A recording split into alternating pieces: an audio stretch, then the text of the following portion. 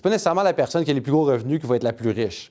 Je t'explique pourquoi aujourd'hui. Quand j'avais commencé à travailler dans le domaine, j'avais rencontré beaucoup de comptables et de médecins au début. Et ce qui m'avait quand même surpris, c'est de voir à quel point il y en avait un qui faisait beaucoup moins d'argent et que l'autre en faisait beaucoup plus. Et surprenamment, celui qui aurait dû avoir plus d'argent en avait beaucoup moins. Donc, admettons, environ pour un salaire de 200 000 pour le comptable et un salaire de 600 000 pour le médecin, les deux à un âge de 50 ans. Disons qu'il y en a un qui a une maison à 1,5 million, l'autre à 2 millions. Donc, c'est quand même des valeurs similaires, mais ça fait quand même une différence. Et aussi, quand on leur parle justement à propos de leur maison, c'est à peu près une maison de dimensions similaires, c'est juste qu'on se situe dans des quartiers différents. Donc, il y en a un qui en a eu un peu plus pour son argent et ça lui a coûté moins cher. Le comptable avec son chalet de 400 000, c'est à peu près l'équivalent de celui de 700 000 du médecin.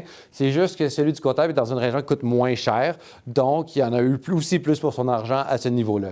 Et pour les voitures, bon, on regarde les deux. Pour 1 500 par mois, on s'entend que la plupart des gens peuvent se faire une très belle voiture. Le médecin est dépensé à peu près 3 000 par mois. Donc déjà là, c'est quand même une bonne différence. Ça peut sembler pas si pire, mais ça pour dire qu'on va pouvoir montrer exactement pourquoi ça fait une grosse différence à la fin. Et ensuite, pour les voyages, bien, mettons, le comptable dépense environ 15 000 par année, ce qui est un excellent budget.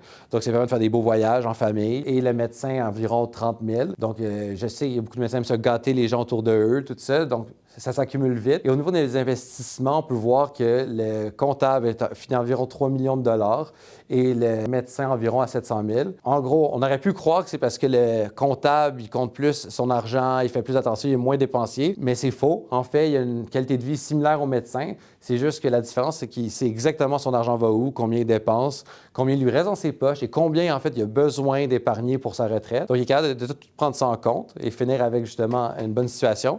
Tandis que le médecin, lui, il sait qu'il dépense là-dedans. Autre que ça, il ne suit pas ses dépenses. Donc, il y a probablement d'autres choses qu'il n'a pas calculées ou qu'il ne se rend pas compte qu'il dépense. Donc, il lui reviennent beaucoup plus cher qu'il le pensait.